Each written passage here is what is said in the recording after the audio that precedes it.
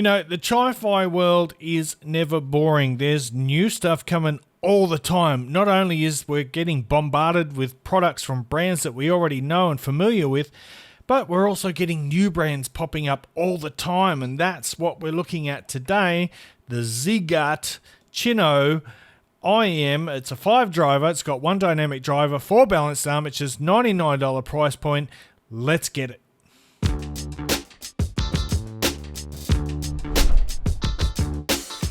What's cracking, audio fans? It's David here from Prime Audio Reviews. So yes, the ZiiGaat, you know, although it's a new brand, supposedly these guys have been working behind the scenes for quite some time, working with some of the other brands, undisclosed at this point. But yeah, they've got some experience, and finally they've decided to break out on their own and create their own IEM brand. So we've got the ZiiGaat Cinno. Now, like I mentioned, it's $99, and it is a 5 driver unit with 1 dynamic driver and 4 balanced armatures, all packed into a rather diminutive shell, which we'll look at in just momentarily. But yes, let's get into it. Right, so here are the shells, and to be honest with you, I had to go back and just check to make sure that I had the specs right, because for a 5 driver hybrid IEM, these shells are pretty tiny. In fact, they are, which you'll see later on, they are almost exactly the same shape and size as the Moondrop Aria 2.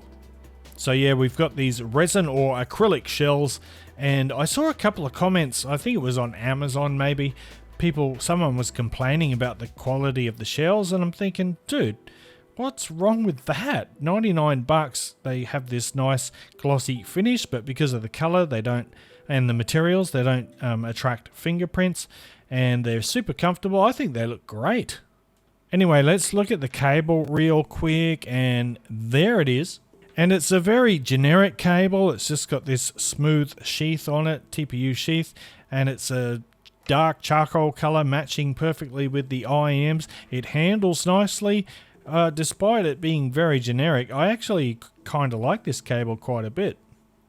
Oh, and by the way, if you're wondering, ZiiGaat, where the heck did they come up with that name? Well, it's actually an acronym derived from zero in on our ideas, innovate, grow, and achieve all together. So yeah, take that however you will. I don't know, if someone's thinking behind the scenes, that's always a good thing.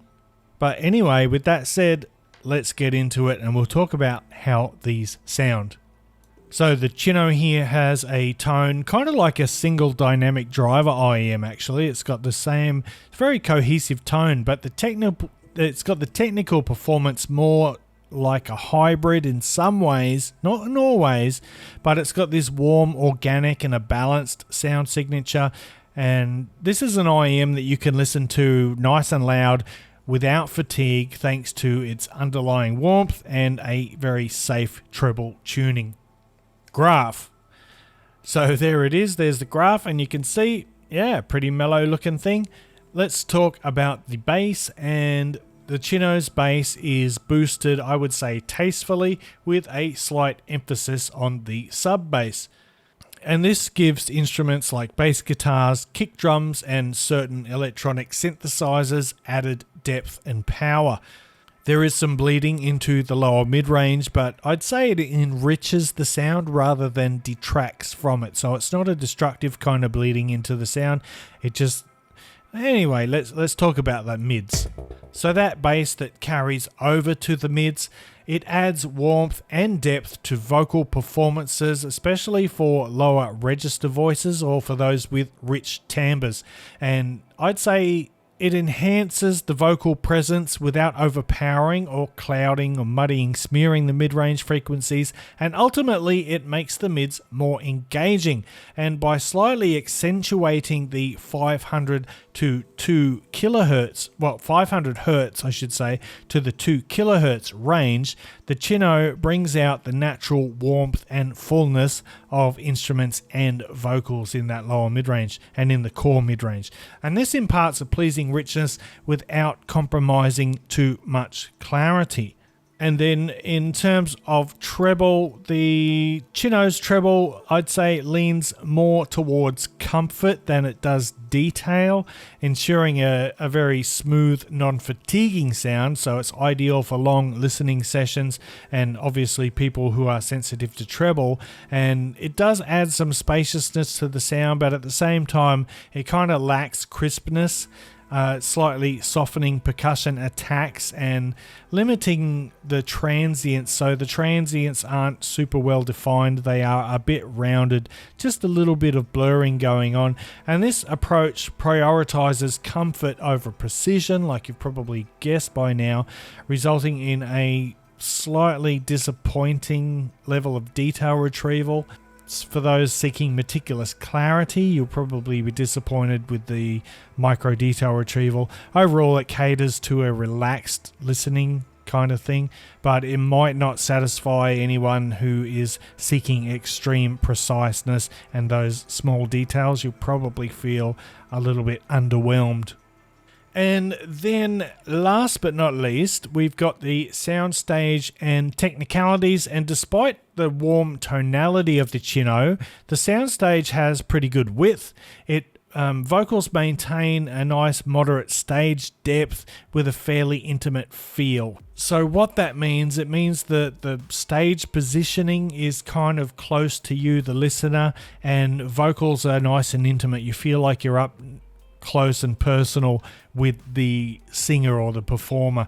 And while the instrument separation is generally pretty good, there is a slight tendency for sounds to blend during complex music passages. So there is a little bit of smearing during complex music, but I'd say the imaging, it's not exceptional, but it's reasonably good for something in this price range. Like I said, the soundstage dimensions are pretty decent for such a warm tonality. You don't have those super clean transients and you don't have that really super black background and spacing between instruments, but despite that, the imaging is still fairly good.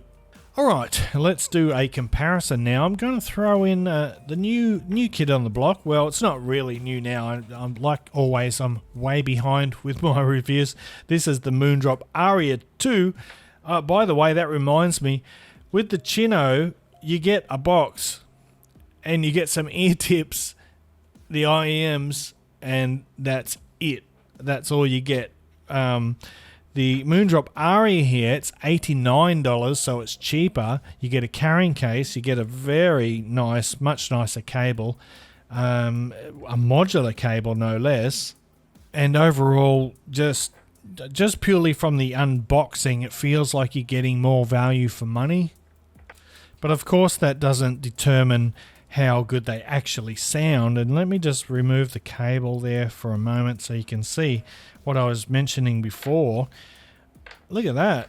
These shells are just about exactly the same in dimensions and shape. Whether that's intentional or just coincidental, I don't know. So the Aria 2 here, it's got single dynamic drivers inside compared to the 5 drivers in the Cinno. The Aria 2 has got a brighter tonality, mostly due to added presence in the 1.5 kHz to 5 kHz region and the upper treble region as well. This gives the Aria 2 more vibrant vocals, more upfront upper mid-range, and better clarity overall. And while the Aria 2 presents clearer, more animated upper mids, it can veer towards shoutiness, especially when you start to turn that volume up. The Cinno, in contrast, is silky smooth, but it has a darker tone. The Aria 2 has more treble energy, giving it that brighter sound, and Aria 2's soundstage has, I'd say actually the soundstage dimensions are fairly similar between these two, but the Aria has more cleaner space between instruments. So the Moondrop it's going to suit listeners looking for a really crisp and energetic sound, and especially vibrant upfront vocals, female vocals in particular. But if you're treble sensitive or upper mid-range shouty kind of sensitive, you will likely appreciate the silky smooth presentation of the Cinno here. So let's kind of sum it up now. What am I going to say about the Cinno here? Look, it's actually surprising. Oh, I didn't realize I had them backwards all that time. It's actually a surprisingly good IEM. Like, especially if you are coming from, you've only had the earbuds that came with your smartphone up until now or something like that, or you've only had real cheap junk, then you're probably going to listen to these and just go, wow, these are fantastic. But if you are kind of semi-seasoned in the audiophile world, you probably hear these and think, there's some certain micro details and little things that are missing. Although it is don't get me wrong, it is a very engaging and fun listen. But if you're one of those people who looks out for those little tiny sounds and micro details, you'll find them missing here. Now, that's not necessarily a bad thing, and overall, I actually kind of like the ZiiGaat. It's quite a fun IEM to listen to, and it's great for when you're on the move and you're out and about. But considering the overall audio quality and what you actually get in the box in terms of accessories, I think they probably should have priced it a little bit lower. Even though it does have 5 drivers, which is a good thing, it does help out in the technicalities to a certain degree, but I think people are going to steer more towards other options. Having said that, I can definitely see the potential here, and I'm looking forward to more stuff from ZiiGaat. I've actually got their, what is it called, the Neo or the Neo, that cheap one, the budget one. I've actually got that here. I haven't listened to it yet, but that'll be coming soon as well. So anyway, guys, I'm going to wrap it up. Thanks for watching the video. If you liked this, why don't you give it the old thumbs up, ParFam audiophile style. And if you are new here, or if you haven't subscribed and you want to see more content like this in the future, hit that subscribe button. And until next time, I'll see you later.